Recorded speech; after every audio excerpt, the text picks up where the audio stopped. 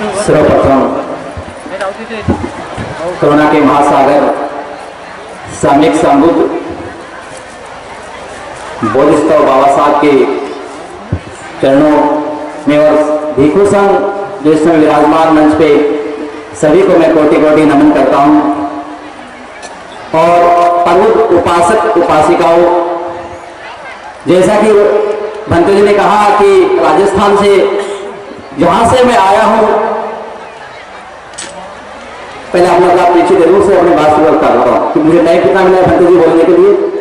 आधा घंटा टाइम मिला मुझे बोलने के लिए और आधे घंटे में काफी कुछ बोलना है मुझे। तो पैसे से मैं इंग्लिश का प्रोफेसर हूं, कॉलेज लेक्चरर के रूप में प्रोफेसर एमए इंग्लिश। जैसे डॉक्टर साहब ने कहा कि हमें डॉक्टरी छोड़नी पड़ी, इसी प्रकार से राजस्थान में हमारे वहां इतना जातिवाद, अभी तक वर्ण व्यवस्था वहां कायम है और उस वर्ण व्यवस्था को हम लोग भूल रहे हैं।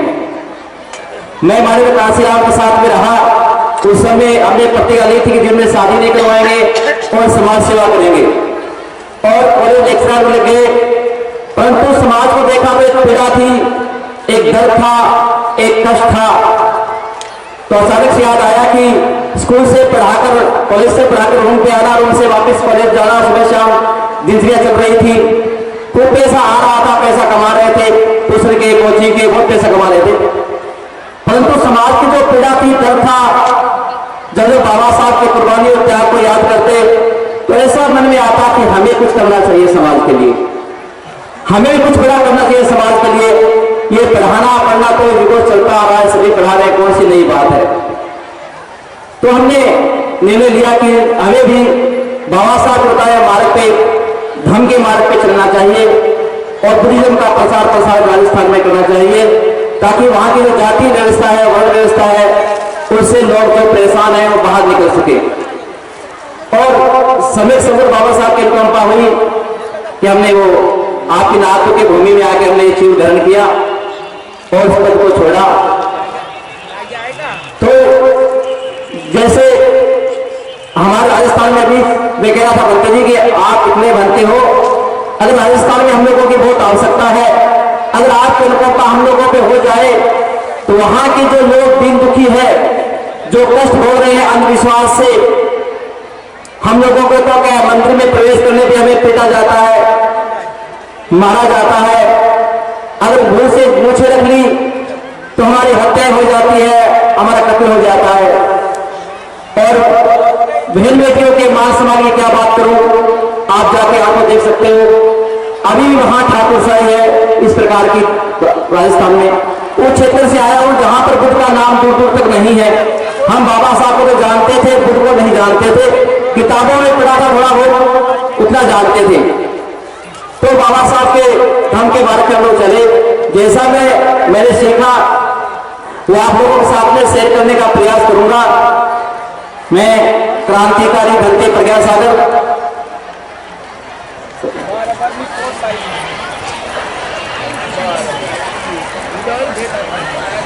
हमारी शपथ होती है कि जो कहूंगा सच कहूंगा और बुद्ध और धर्मा के सिवाय कुछ नहीं कहूंगा। ये बाबा साहब का जो ग्रंथ द बुद्ध एंड हिज धम्मा, इसमें जो लिखा है, जो हमने पढ़ा है, उसके अलावा एक शब्द नहीं बोलूंगा, क्यों जो कहूंगा सच कहूंगा और बुद्ध और धर्मा के सिवाय कुछ नहीं कहूंगा। तो बात करते हैं, भंते ने मुझे कितना टाइम दिया, फिर कम समय में मुझे ज्यादा बोलूंगा। तो सुबह बुद्ध के बारे में, बुद्ध के 3 पार्ट हैं, एक सिद्धार्थ का है, एक बोधिसत्व सिद्धार्थ का है, एक बुद्ध का पार्ट है। अब 3 भागों से उनके लाइफ को डिवाइड किया गया है।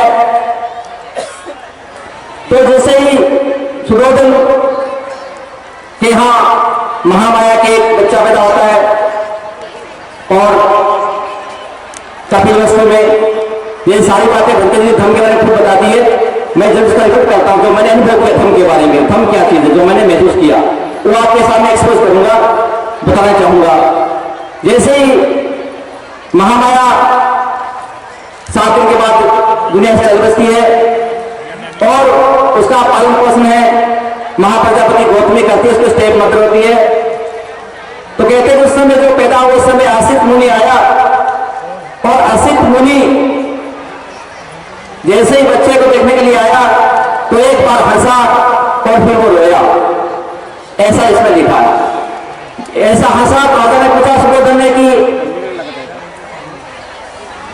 हे ऋषिवर, आप एक बार हंसे एक बार रोए, आपका भावार्थ में कुछ समझा नहीं, जरा अपने भाव को समझाने का प्रयास करें। तो असित मुनि कहता है कि हे सुबोधन, मैं हंसा तो यूं कि ये बालक बड़ा होके बड़ा ही महान विद्वान व्यक्ति बनेगा, पुरुष बनेगा। अगर ये संन्यास में गया तो, अगर गृहस्थी में रहा तो ये चक्रवर्ती सम्राट बनेगा। और मैं रोया यूं कि सुबोधन, उस समय तक मैं संसार में नहीं रहूंगा। इस बात को सोच करके मुझे आंखों में आंसू आ गया। और जब वहां से चलता है असित मुनि तो अपने शिष्य नर्दत से कहता है, यह नर्दत, मेरी बात को याद रखना, जितनी ये छोटा बालक सम्यक संबुद्ध बन जाए उस समय तो उसके शरण में आना और उसे ज्ञान प्राप्त करना, क्योंकि आने वाले समय में ये बच्चा पुरुष बनने वाला है। जैसे ही उसका नाम सिद्धार्थ रखा गया और सिद्धार्थ जैसे ही बड़ा हुआ 8 वर्ष की उम्र का उसे शिक्षा के लिए लगाया गया। अब शिक्षा देने वाले वही 8 ब्राह्मण थे जिन्होंने महामाया जो सपना देखा था उस सपने को एक्सप्लेन करने के लिए सुदोधन ने बुलाया था। उन्हीं 8 ब्राह्मणों जो चोटी के विद्वान थे उस समय के, उनको लगाया गया उसको टीच करने के लिए, शिक्षा देने के लिए। उसके बाद में दूसरे टीचर को लगाया गया, उसके बाद में भारद्वाज को लगाया गया। इस प्रकार 3 टीचरों से उसकी शिक्षा पूर्ण हुई। जैसे 16-17 वर्ष की उम्र पूरी हुई, 17 वर्ष की उम्र में जब हुई, जैसे ही बच्चा को सिखाया गया थी science of concentration and meditation, जैसे अभी हमारे डॉक्टर साहब बात कर रहे थे, ये science of concentration and meditation, कि वो जो उसे सिखाया गया भारद्वाज ने शिक्षा दी। अब वो उसका अभ्यास करता है और जैसे अपने खेतों में जाता है तो एक तरफ बैठ जाता है और उसका एकाग्र इसके अभ्यास करता है। जैसे जिसने अंदर का आनंद ले लिया, अंदर का सुख भोग लिया, इसने कुछ सत्य को जान लिया, तो इस संसार से उसका ऑटोमेटिक उसका मोह भंग हो जाता है। तो इस प्रकार से वो महसूस करता। तो उसके साथियों ने कहा कि चलो फिर सिद्धार्थ स्वीकार करते हैं, क्या तुम एकांत में बैठ जाते हो? तुम्हारी उम्र तुम्हारे साथ खेलने कूदने की उम्र है सिद्धार्थ, आओ स्वीकार करते हैं। तो सिद्धार्थ कहता है, हाँ मैं जानता हूं तुम निर्दोष प्राणियों की हत्या करोगे, तुम कौन से शेरों को मारने वाले हो। उस समय के उसके भाव, उसके अंदर की करुणा उन पक्षियों जानवरों के प्रति, जब उसके मां ने कहा कि सिद्धार्थ तो एक क्षत्रिय वंश में पैदा हुआ है, तो एक राजकुमार है, तो राजकुमारों को ये बात शोभा नहीं देती। राजकुमार का काम तो युद्ध लड़ना होता है, लड़ाई लड़नी होती है। तो सिद्धार्थ तुम्हें धनुष बाण सीखना है, तुम्हें तलवार चलानी है। तो 8 वर्ष का बच्चा क्या कहता है कि माँ, क्या क्षत्रियों को आपस में युद्ध करना चाहिए? क्या उनका झगड़ा है वो प्रेम प्यार से हल नहीं हो सकता? क्या युद्ध करना जरूरी है? क्या खून बहाना जरूरी है? क्या इस प्रकार की बातें पूछता है महाप्रजापति गौतमी से। तो महाप्रजापति के पास में कोई जवाब नहीं होता, वो वापस लौट जाती है। इस प्रकार से बच्चा बड़ा होता है, 17 वर्ष की उम्र का हो जाता है, तो उसकी शादी यशोदा से हो जाती है। यशोदा शादी हुई तो उसे स्वयंवर से रखा गया था। तो स्वयंवर में उसको भेजा गया कि जाओ भाई तुम भी स्वयंवर में। यशोदा थी वो, उसका माता का नाम पामिता और पिता का नाम दंडपाणी है। पामिता है वो सुदोधन की सिस्टर है। सुदोधन के 2 बहनें थी, एक अमिता और एक पामिता। अमिता का लड़का का नाम देवदत्त था और जो यशोदा थी वो पामिता की थी। अब पामिता की जो शादी थी सुदोधन का एक अपना ही दोस्त था, उसका नाम दंडपाणी था, उससे शादी हुई। तो सुदोधन जैसे बड़ा हो रहा था सिद्धार्थ, तो मन को एक चिंता खाई जा रही थी कि पता नहीं असित मुनि की भविष्यवाणी कहीं सत्य सिद्ध ना हो जाए, कहीं ये बच्चा सन्यासी ना बन जाए। मेरा इकलौता बेटा है, अगर ये सन्यासी बन गया तो मेरे राजपाट को कौन संभालेगा? ये चिंता दिन रात उसको खाए जा रही थी। अब उसने कहा कि ये यशोदा भी बड़ी हो गई है, क्यों नहीं इसका स्वयंवर रख देते हो? तो स्वयंवर करके मैं सिद्धार्थ को भेजूंगा तो उसकी शादी हो जाएगी।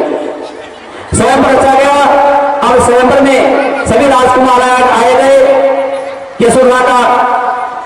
अब यशोदा ने मन मन ठान लिया कि मुझे शादी सिद्धार्थ से करनी है। अब स्वयंवर में वो कहते हैं मुझे शादी सिद्धार्थ से करनी है। ये बात उसने अपनी मां से बताई, उसकी मां ने अपने पिता से कहा तो उसका पिता कहता है कि ये यशोदा तू पागल हो गई है क्या तू जानती नहीं कि सिद्धार्थ है उसका मन गृहस्थी में नहीं लगता है, वो साधु सन्यासियों में रहता है, वो तो ऋषि महात्माओं में रहता है, वो तो संसार की बात नहीं करता, वो तो संसार के त्यागने की बात करता है। हे यशोदा क्या तुझे पता नहीं क्या? यशोदा कहती है कि कुछ भी हो मुझे शादी सिद्धार्थ से करनी है। अब वो तय कर लेती है, स्वयं रचा गया।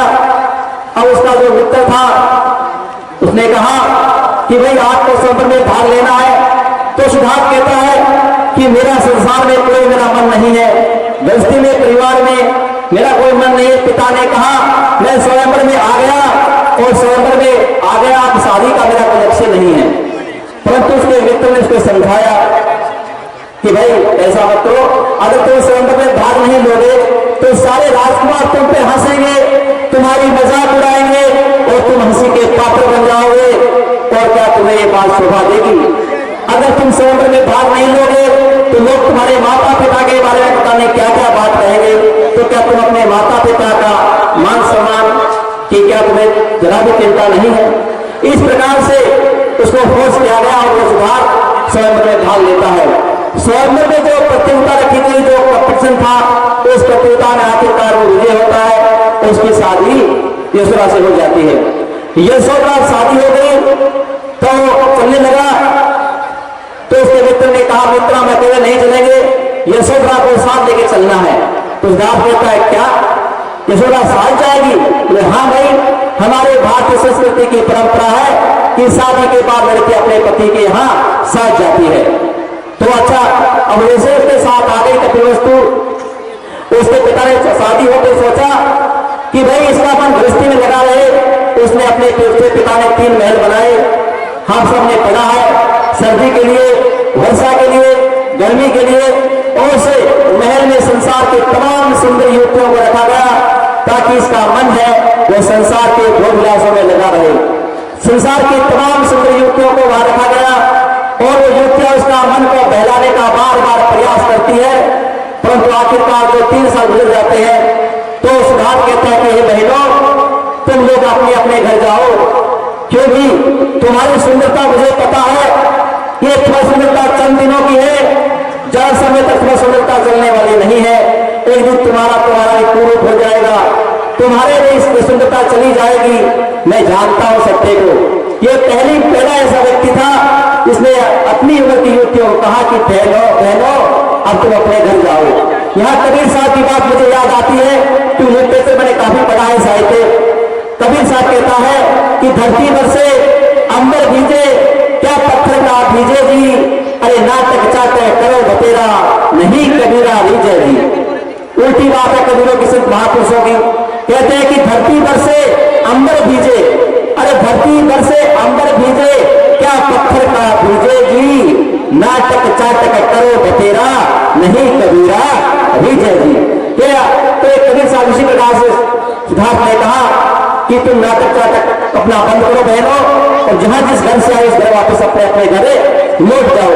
जैसे 20 वर्ष की उम्र हुई और उसका शाक्य सेना तो सेना में भर्ती हुआ और शाक्य सेना में भर्ती हो गया। वहां की परंपरा थी कपिलवस्तु की कि 20 वर्ष की उम्र में शाक्य सेना में भर्ती होना पड़ता है।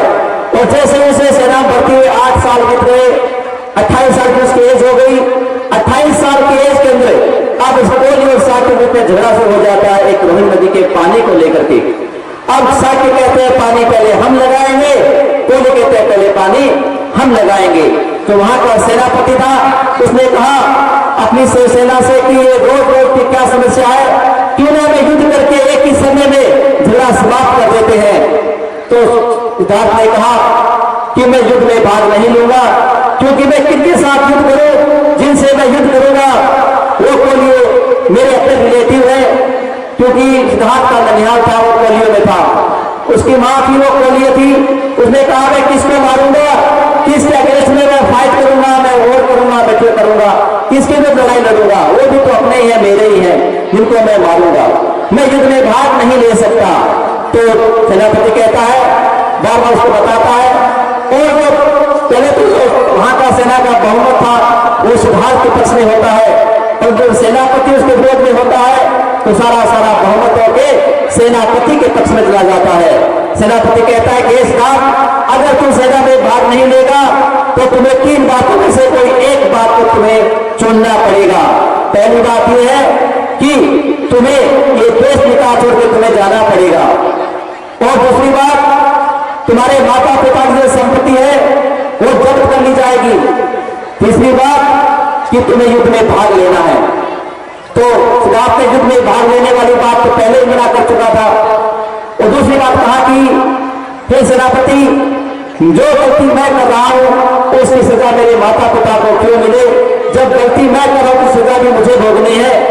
मैं ऐसा करता हूं कि मैं आपका देश छोड़ चला जाता हूं, आपका घर छोड़ चला जाता हूं। अब वो कहता है, इस बात पे सहमति हो गई।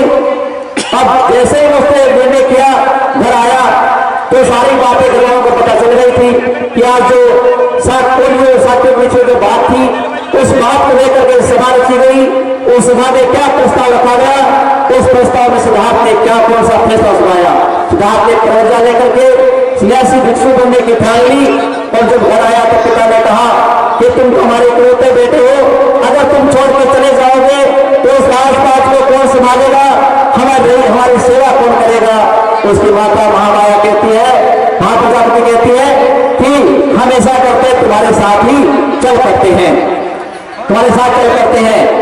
और फिर उसके बाद में सारी बातें होती है, पर सिद्धार्थ नहीं मानता है। फिर यशोधरा के पास जाता है तो यशोधरा कहती है कि हाँ, मुझे पता है तुम्हारे फैसले के बारे में मैं जान चुकी हूं, और मुझे पता है कि तुमने जो निर्णय लिया वो सही लिया है। अगर आपके स्थान पे मैं होती तो मैं वही निर्णय लेती जो आपने डिसीजन लिया है, आपने बिल्कुल सही लिया है।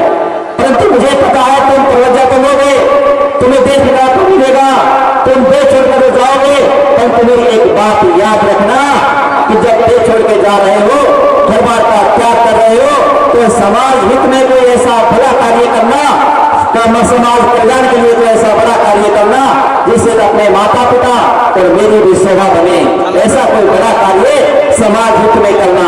ये बात उसकी पत्नी यशोधरा सिद्धार्थ को कह रही है। वो अपने पति को मोटिवेट कर रही है, वो अपने पति को प्रोत्साहित कर रही है, वो अपने पति का मनोबल डाउन नहीं कर रही है। बड़ा अहम बात है, सेंटेंस है ये जो वाक्य है कि हाँ सिद्धार्थ, मैं जानती हूँ कि जो तुमने ठान लिया वो तुम वही करने वाले हो, परंतु इस बात को याद रखना कि मानव कल्याण के लिए कोई भला कार्य करना, इसे समाज का भला हो। अब वो आगे आगे चलता है, जैसे ही घर से निकलता है और भारद्वाज के वहां जाता है उसके आश्रम में, वहां से चूर्ण ग्रहण करता है और महानाम उसका लिए चूर्ण लेके आता है और प्रवजा लेके चलता है। जल्दी अपनी बात नहीं कर रहा हूं, तो टाइम मुझे कम दिया गया बोलने के लिए कि 2-3-4 घंटे लगातार बोलने वाले व्यक्ति को आधा घंटा मिलता है तो थोड़ा जल्दी उसको फास्ट पूरा करना होता है। और वो प्रवजा वहां से प्रवजा लेके चलता है, क्योंकि पैसे से व्याख्याता रहा हूं तो व्याख्या करने की हैबिट बनी हुई है, डॉक्टर साहब को इलाज करने का हैबिट बनी हुई है। उसी प्रकार से आप डॉक्टर साहब प्रोफेसर रहा तो ज्ञान तो अपार सीमा है। पूरी भंते जी के चरणों में बैठा हूं, मैं तुच्छ भंते जी आपके चरणों में आया हूं, मैं सीखने के लिए नागपुर आया हूं, नागपुर की भूमि से। अब मैं यहाँ आके आपको विद्वता को नहीं पेश करना चाहूंगा। तो वो जल्दी अपनी प्रवजा लेकर के जैसे वहां से निकलता है और वो राजगृह जाता है। राजगृह इसलिए जाता है क्योंकि सुना कि राजगृह में बड़े बड़े विद्वान इकट्ठे होते हैं। जिस प्रकार राजस्थान से चलकर मैं नागपुर में आया कि बाबा साहब की भूमि है, यहाँ बड़े बड़े विद्वान भिक्षु रहते हैं, और नागपुर की भूमि में यहाँ पर आकर मैं महाराष्ट्र की भूमि पर मैं यहाँ से थम लेके जाऊंगा, वो थम राजस्थान की पावन भूमि पर धर्म को फैलाने का कार्य करूंगा। तो इस प्रकार से वो भी सिद्धार्थ भी राजगृह आया। वो राजगृह में राजा था, वो बिंबिसार था।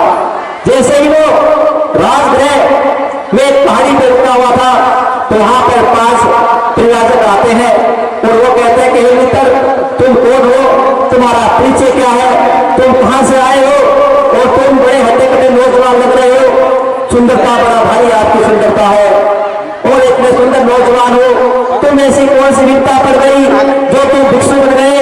हे मित्र, अभी तो तुम्हारी बताओ क्या समस्या तुम्हारे में रही। तो उसने जो ब्रह्मण्य का झगड़ा था वो बात बताई। तो उसे 5 परिव्राजकों ने कहा कि हे सिद्धार्थ, रोहिणी नदी का झगड़ा तो समाप्त हो गया है, अब तुम चाहो तो वापिस घर लौट सकते हो। तो उस समय उन 5 परिव्राजकों को सिद्धार्थ कहता है, बड़ा सुंदर जवाब देता है। वो कहता है, हे मित्रों, मैं जानता हूं, सूचना मुझे मिल गई है कि रोहिणी नदी का झगड़ा तो शांत हो गया है, तो मेरी प्रॉब्लम बढ़ गई है, मेरी समस्या बड़ी हो गई है। अब मेरी समस्या पानी को लेकर के नहीं है। मैं समझता हूं कि घर घर में झगड़ा होता है, बाप बेटे में झगड़ा होता है, बहन भाई में झगड़ा होता है और भाई भाई लड़ते हैं, पति पत्नी झगड़ा करती है। एक ही छत के नीचे रहने वाले लोग नाना प्रकार से झगड़ते हैं। तो झगड़े का कारण क्या है? हे मित्रों, अब मुझे इस बात का पता लगाना है, उस बात का खोज करनी है। अब तो मैं घर नहीं लौटूंगा, अब मैंने अपने कदम आगे बढ़ा दिए हैं। अब जैसे ही वो ठहरा हुआ था तो राजगृह का जो भिक्षण के लिए जाता है, तो राजगृह भिक्षण कर रहा था। उस समय जो लोगों ने देखा तो सब उसके पीछे पे चल पड़ते हैं। उस समय राजा बिंबिसार बाहर गया हुआ था। उसने देखा कि आज गली मोहल्ले में इतनी बड़ी भीड़ कैसे लगी हुई है, ऐसा कौन सा व्यक्ति आया हुआ है जिसको देखने के लिए लोगों की भीड़ लगी हुई है। तो उसके जो गुप्तचर थे, सैनिक थे, जो उसके मंत्री थे, उनको कहा तुम पता लगाओ कि ये कौन व्यक्ति है जिसके पीछे इतनी भीड़ चल रही है। तो उसने पता लगाया और बताया जाता कि एक भिक्षु है जो गलियों में मांग रहा है और एक पहाड़ी में उसका निवास स्थान है, वहां रहता है। तो बिंबिसार उसके पास जाता है जहां पर सिद्धार्थ था, तो उसके पास गया जाता है और कहता है, उससे बातचीत होती है, हे मित्र, तुम्हारे में यदि युवावस्था है, अभी तुम्हारी अवस्था को भोग भोगने की है, अभी तुम्हारी अवस्था को राजपाट को भोगने की है और छोटी सी अवस्था में तुमने जीवन धारण कर लिया। हे मित्र, तुम्हें ऐसी कौन सी विपदा पड़ गई, कौन सा कष्ट आ गया, मुझे बता। देख, मैं राजा हूं और मेरे पास सब सुख सुविधाएं हैं, सारे भौतिक वस्तुएं मेरे पास में है, मैं सारे भोग भोगता हूं। हे मित्र, अगर तू चाहे तो मैं तुम्हें अपना आधा राज्य दे सकता हूं। हे मित्र, तू चाहे तो दुनिया का आधा राजपाट भोग सकता है। अगर तू इच्छा करे तो मेरा आधा राज्य ले ले, आधा राज्य मैं तेरे नाम करता हूं और देख, मेरे बराबर आके तुम भी राजा बन के राजपाट का भोग भोग। उस प्रकार से अनेकों प्रकार का प्रलोभन देता है बिंबिसार सिद्धार्थ को। सिद्धार्थ कहता है, हे बिंबिसार, कितना एक व्यक्ति को कितना चाहिए खाने के लिए, थोड़ा सा अन्न, सोने की थोड़ी सी जमीन, पहनने के लिए एक वस्त्र। अब जो तू मुझे प्रलोभन दे रहा है, ये सारा राजपाट तो मैं पहले से भोग चुका हूं।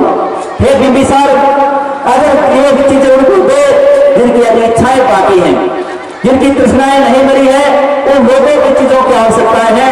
हे बिंबिसार, मैं संसार के तमाम व्यवस्था को, तमाम भोगों को मैं भोग चुका हूं। जब ये बात बिंबिसार को सिद्धार्थ ने कही तो बिंबिसार समझ गया कि ये व्यक्ति को दुनिया से अलग व्यक्ति है, जो भी ये सत्य की खोज में निकला है वो सत्य को प्राप्त करेगा, सत्य को अवश्य एक दिन खोज लेगा। उसने कहा कि मित्र, जिस दिन तुम मुझसे वादा करो कि जिस दिन तुम्हें सत्य का पता चल जाए, जिस दिन तुम सत्य को जान लो, तो तुम मेरे दरबार पे आना और आके मुझे सत्य बताना कि तुमने क्या खोजा है, तुमने क्या पाया है, मुझे अवश्य बताओगे। तुम मुझसे ऐसा वादा करो। सिद्धार्थ कहता है कि राजन, मैं तुमसे वादा करता हूं, जिस दिन मैं अपनी समस्या का समाधान प्रयास करूंगा, उस समस्या का पता मैं तुम्हें बताने के लिए जरूर आऊंगा, ऐसा मैं तुमसे वादा करता हूं। अब जैसे तुमने सुना, वहां से चलता है राजगृह से, सुना कि आगे नगद के अंदर जो वहां के जाता है तो एक वहां पर सुना कि अलार कलाम नाम का एक ऋषि था। उस अलार कलाम के ऋषि के पास में जिस प्रकार हम लोग भंते जी के पास में आए हैं सीखने के लिए। उन्होंने सोचा कि एक अल्लाह कलाम का ऋषि है और वो दुनिया को ज्ञान देता है, वो सारी यूनिवर्सिटियों में वो पूर्ण है, अब उसके पास चलते हैं तो अल्लाह कलाम से अपना ज्ञान प्राप्त करते हैं। अब राजगृह से सिद्धार्थ, अब वो सिद्धार्थ नहीं रहा है। अब देखिए 29 साल की उम्र तक सिद्धार्थ था, अब 29 से वो घरवार छोड़ा तब सिद्धार्थ था, अब वो 29 वर्ष की उम्र में घर छोड़ा, अब वो सिद्धार्थ नहीं है, अब बोधिसत्व सिद्धार्थ है। कि बोधिसत्व का अर्थ है ज्ञान अर्जित करने वाला, ज्ञान को प्राप्त करने के लिए खोज में लग गया, वो बोधिसत्व कहलाता है। अब बोधिसत्व सिद्धार्थ अब उन्हें अल्लाह कलाम की क्लास में जाता है और जैसे अल्लाह कलाम की क्लास में गया तो जाता रास्ते चलता है तो रास्ते में भृंग ऋषि का आश्रम पड़ता है। उसने देखा कि भृंग ऋषि ये तो ऋषि है और उसके आश्रम में जो लोग रहते हैं जो वो भी कठोर तपस्या कर रहे हैं और कठोर तप करके वो शायद अपना कोई कल्याण सोच रहे होंगे। जैसे भृंग ऋषि के पास पहुंचा, उसने पूछा है ऋषिवर तुम्हारा नाम क्या है और तुम किस प्रकार की साधना करते हो, जरा बताओ तो सही।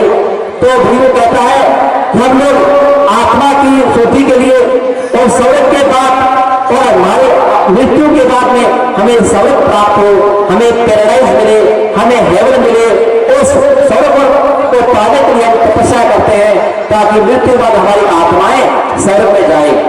और उसने कहा जिस प्रकार से हम कठोर तप करते हैं, साधना करते हैं, तो वहां जैसे वो साधना करते थे वो सारी टेक्निक उसने जल्दी जल्दी सीख ली और सीख करके आगे अल्लाह कलाम के पास जाता है। और जैसे अल्लाह कलाम के पास पहुंचा तो अल्लाह कलाम उस समय सांख्य दर्शन का टीचर था, अध्यापक था।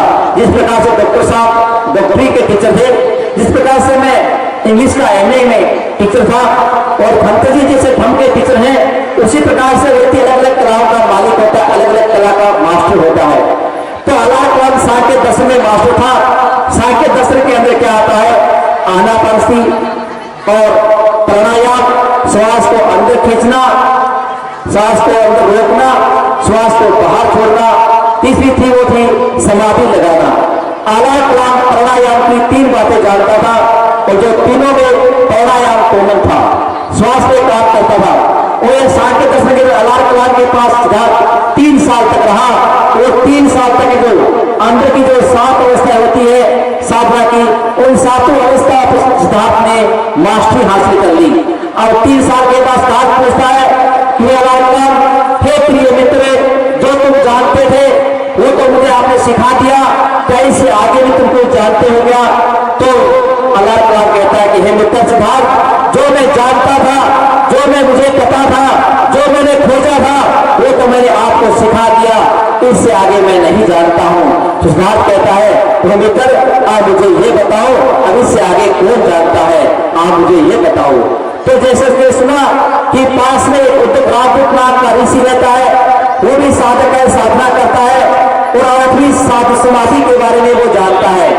अब जो 7वीं समाधि थी उसने जो सिखाई अल्लाह कलाम थे वो थी पदार्थ से अपदार्थ की अवस्था, यानी कि संसार की तमाम वस्तुओं के प्रति कोई आसक्ति न रहना, पदार्थ से अपदार्थ की अवस्था 7वीं समाधि थी।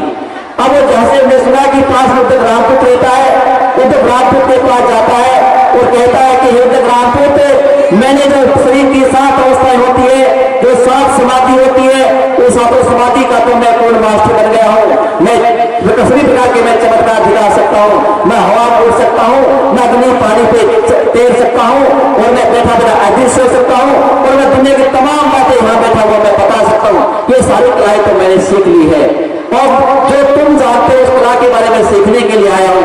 उद्दरापुत्र कहता है मित्र तुम 7 समाधि तो तुम सीख चुके हो, मैं तो 8वीं समाधि के बारे में जानता हूँ, मुझे सिर्फ 8वीं का पता है, इससे ज्यादा मैं नहीं जानता हूँ। तो उद्दरापुत्र के पास में सिद्धार्थ 2 साल रहता है वहां पर और 2 साल रहकर वो 8वीं समाधि का अभ्यास करता है और 8वीं समाधि सीख जाता है। 8वीं समाधि थी विचार से निर्विचार होना, विचार से निर्विचार होना, कि व्यक्तिगत में विचार बनते हैं और व्यक्तिगत में विचार ही नहीं बनते। इस अवस्था का ज्ञान 8वीं समाधि का ज्ञान था, वो सिद्धार्थ ने उद्दरापुत्र से प्राप्त कर लिया 2 वर्ष में। अब 2 वर्ष पूरे हो गए तो वो पूछता है कि उद्दरापुत्र हे मित्र क्या इससे आगे भी कुछ और है क्या जानने के क्या इससे आगे कोई समाधि है क्या? क्या इससे आगे कोई ध्यान है क्या? तो मुझे बताओ मित्र, ये तो 8वीं समाधि तो मैंने पार कर ली है, इसका ज्ञान तो मैंने प्राप्त कर लिया है, तो मित्र क्या इससे आगे भी कुछ है क्या? उद्धव रामदेव कहता है सिद्धार्थ, इससे आगे तो मैं भी नहीं जानता हूं, जितना मैं जानता था सिद्धार्थ वो मैंने तुम्हें सिखा दिया है, इससे आगे मुझे नहीं पता है। अब जैसे सिद्धार्थ में पता चला कि एक मगध नाम के क्षेत्र पास में मगध है और मगध के अंदर एक ऐसी टेक्निक है, अब उद्धव रामदेव और अलग नाम के श्वास को कंट्रोल कर रहे थे, श्वास पे काम कर रहे थे। अब एक मगध नाम का क्षेत्र है और वहां की एक नई टेक्निक है, वहां के जो तपस्वी है, वहां के जो ऋषि है, उनके पास अलग टेक्निक है प्राणायाम की। वो टेक्निक कौन सी है कि वहां के लोग तो श्वास ही नहीं लेते हैं, वो श्वास को रोक देते हैं और महीने पर 6 महीने तक वो श्वास लेते ही नहीं है, श्वास बंद करके बैठ जाते हैं। ये श्वास रोकने की टेक्निक तो मगध के ऋषियों के पास थी। अब वहां से मगध जाता है और मगध पहुंचा तो वहां की जो टेक्निक थी श्वास रोकने की, सिद्धार्थ ने मात्र 3 या 4 महीने में सीख ली। 2-3 महीने वहां रहा और जल्दी 3 महीने में श्वास को रोकने की कंट्रोल की, ब्रीदिंग का कंट्रोल, यानी श्वास को नियंत्रण करना वो वहां से सीख लिया था। अब वो जल्दी सीख लिया तो वहां मगध के लोगों से पूछा, ऋषियों से, क्यों ऋषि बने हे तपस्वियों, क्या श्वास रोकने की कला में सीख गया हूं, मैंने जीवन की 8 समाधियां पार कर ली है, श्वास रोकने की तकनीकी मैं सीख गया हूं। हे ऋषि व तपस्वियों, हे विद्वानों, क्या इससे आगे का ज्ञान तुम जानते हो क्या? तो वहां के लोग ऋषि तपस्वी कहते हैं कि सिद्धार्थ, हम तो श्वास रोकने की विधि जानते थे, वो भी आपको सिखा दी, अब हमें इससे आगे ज्ञान नहीं है। तो आपको कहता है कि मेरी समस्या का समाधान तो अभी नहीं मिला, मेरी समस्या थी कि संसार में दुख है, तो दुख का हल क्या है, सलूशन क्या है? संसार में दुख है तो संसार में दुख किस बात को लेकर के है? मेरी प्रॉब्लम तो ये है, मैंने असाध समाधि का ज्ञान प्राप्त कर लिया, मैंने आपके प्राणायाम को कंट्रोल करने की मैंने सीख ली, परंतु मेरी समस्या तो जो गुत्ती बनी हुई है, मेरी समस्या का समाधान तो अभी तक नहीं मिला है। और वहां से चलता है और वो रोजा की तरफ आता है, गया के पास आता है और वहां आके और बैठ जाता है, साधना करता है। उसे याद आता है कि वो जो भृंगु ऋषि थे, जो लगातार साधना करते थे, बगैर खाना खाए साधना करते थे, हो सकता है उनकी टेक्निक के अंदर मेरी समस्या का समाधान मिल जाए, और जो मेरी समस्या का समाधान मिल जाए तो मेरा जीवन सफल हो जाए। अब वो क्या करता है कि वो वहां बैठ जाता है और रोजा को आकर के अब 3 महीने तक वो वहां बैठता है, परंतु उसे कोई समस्या का समाधान नहीं होता। जब उसे 3 महीने हो गए तो वो 5 पूर्वजक फिर आ जाते हैं, जो उसे उद्धव रामदेव के हाथ के सामने फेल किया था। वो वहां जाते हैं और वो कहते हैं, मित्र अब तुम आगे क्या प्राप्त करना चाहते हो? सिद्धार्थ कहता है कि एक अर्जुन ने, मैं इससे आगे ज्ञान प्राप्त करना चाहता हूं कि इससे आगे भी कोई समस्या का समाधान है, मैं तलाश कर रहा हूं। तो वो 5 मित्र कहते हैं कि हाँ मित्र, क्या हम तुम्हारे साथ बैठ जाए, क्या तुम्हारे साथ में समस्या का समाधान प्राप्त कर ले, जो तुम ज्ञान प्राप्त करोगे वो हम भी प्राप्त कर लेंगे। एक बात पर ध्यान देना, जो सिद्धार्थ ने ज्ञान प्राप्त किया था अर्थ समाधि का, वो सिद्धार्थ के साथ साथ कौंडिन्य नाम का व्यक्ति था, जो पूर्वज उसने भी प्राप्त का ज्ञान प्राप्त कर लिया था। दोनों की डिग्री इक्वल हो गई थी। जिस प्रकार से कोई एक आदमी MA करता है, दूसरा भी MA कर लेता है, दोनों की डिग्री इक्वल हो जाती है, बराबर हो जाती है, दोनों लेक्चरर बन जाते हैं और वो प्रोफेसर कहलाते हैं। उसी प्रकार से कौंडिन्य और सिद्धार्थ की दोनों की डिग्रियां बराबर हो गई है। और वो कौंडिन्य कहता है कि हम मास्टर तो बन गए दुनिया के ज्ञान का, क्या इससे आगे भी कोई ज्ञान है क्या? तो सिद्धार्थ कहता है, हाँ मित्रों, इससे आगे भी कोई ज्ञान है, इससे आगे भी कोई ज्ञान है, जिसके क्लास में मैं यहाँ बैठा हूँ। तो वो भी उसके पास में बैठ जाते हैं 5। अब जिस तरह से 6 महीने बीत जाते हैं और बॉडी जर्जर हो जाती है, शरीर कमजोर हो जाता है, जब वो अपने पेट को छूता है तो उसके कमर के जाके हाथ टच होता है, जब कमर को छूता है तो उसके पेट के जाके हाथ टच होता है। बॉडी कमजोर हो गई, अब एक दाना लेता था, एक दाने से शरीर कमजोर हो गया, अब वो चल भी नहीं पाता था, देख भी नहीं पाता था। अब अचानक उसे याद आया कि क्या शरीर को कष्ट देने से, क्या शरीर को तप करने से क्या मेरी समस्या का समाधान हो सकता है क्या? जब मेरा शरीर नष्ट हो जाएगा, जब मैं दुनिया में नहीं रहूंगा, तो सत्य का प्राप्त करके मैं क्या करूंगा? अब ये सोचता है तो उसे याद आता है कि श्वास को कंट्रोल रोकने से समस्या का समाधान नहीं हो सकता। अब तक जो मैं क्रिया कर रहा था, जो प्रोसेस में कर रहा था, वो कंट्रोल टू दी ब्रीथिंग थी। मैं तो श्वास को नियंत्रण कर रहा था और उसे याद आया कि संसार में तो लोग दुखी है वो तो विचारों से है, जैसे भक्ति जी ने कहा माइंड से है, सारा काम मन का है। तो उसे याद आया कि सारा काम तो दुनिया में, संसार में लोग तो मन से दुखी है, सारा दुनिया तो विचारों से दुखी है। और उसे याद आया कि सारा संसार विचारों से दुखी है। फिर कहता है अगर कंट्रोल टू दी थॉट्स, अगर विचारों को नियंत्रण किया जाए, अगर आइडियाज को कंट्रोल किया जाए तो व्यक्ति सुख में हो सकता है, व्यक्ति का जीवन सुख में हो सकता है। अब उसे पता चल गया।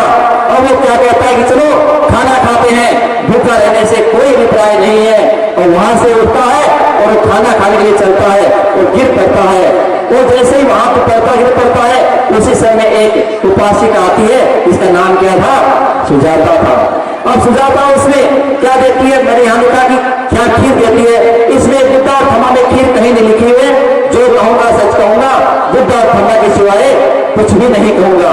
इसमें जो लिखा है point to point 99 sentence to sentence, और भाग्य की बात की मैंने जल्दी कवर कर लिया। सारा बाबा साहब का दिया बुद्धा था, मुझे बाय हेड याद है, सेंटेंस टू सेंटेंस याद है। तो अब वो कहता है कि उसे भोजन देती है, इसमें उसे फूड लिखा हुआ है कि उसे फूड प्रदान करती है। अब वो भोजन खाता है, उसे एनर्जी आती है और कहता है कि हाँ आपको चेतना आई। अब फिर कहता है कि अब मैं सत्य को खोजूंगा, भोजन करूंगा, अपने में चेतना आएगी, मेरा शरीर संतुष्ट होगा। और वहां से भोजन करके चल पड़ता है और गया में आ जाता है। और गया में आके पेड़ को देखता है, किसी जब देखा पात्र को, फिर वो अपना भूल गया, पात्र फेंकता है। अब लोग कहते हैं कि पानी पात्र था, पानी के निर्विरुद्ध धारा में बह गया, परंतु बाबा साहब ने लिखा कि पात्र था धारा के साथ साथ बह गया।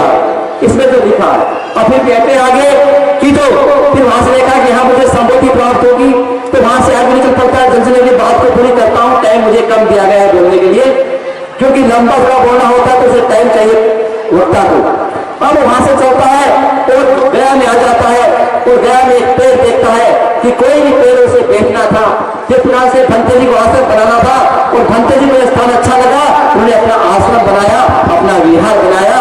और जिस प्रकार से देखा कोई मुझे पेड़ मिल जाए तो उसे एक पीपल का पेड़ उससे नजरे आता है और पीपल के पेड़ से वो बैठ जाता है। और वहां बैठ करके ये सहायता करता है, कहता है कि मुझे जब तक संबोधि प्राप्त नहीं हो जाएगी तब तक मैं यहां से हिलने वाला नहीं हूं। वो फिर संकल्प करता है अगर संसार में कोई जिद्दी व्यक्ति है तो सबसे पहला जिद्दी व्यक्ति कौन है?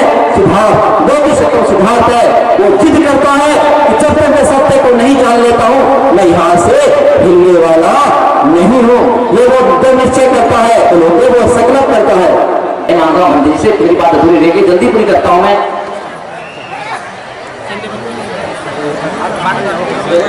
हाँ ये सही है। भंते जी कह रहे हैं कि हम कल सुबह आपको टाइम देंगे बोलने के लिए, तो यहां से आगे की हम देशना कल शुरू करेंगे, क्योंकि जो बाबा साहब ने पूरा खम्मा में लिखा है उसमें जो लिखा कोडिंग वही मैं आपको बताऊंगा, पॉइंट टू पॉइंट बताऊंगा, सेंटेंस टू सेंटेंस बताऊंगा, वर्ड टू वर्ड बताऊंगा। अगर भंते जी ने मुझे इस काबिल समझा और आपने मुझे बोलने का मौका दिया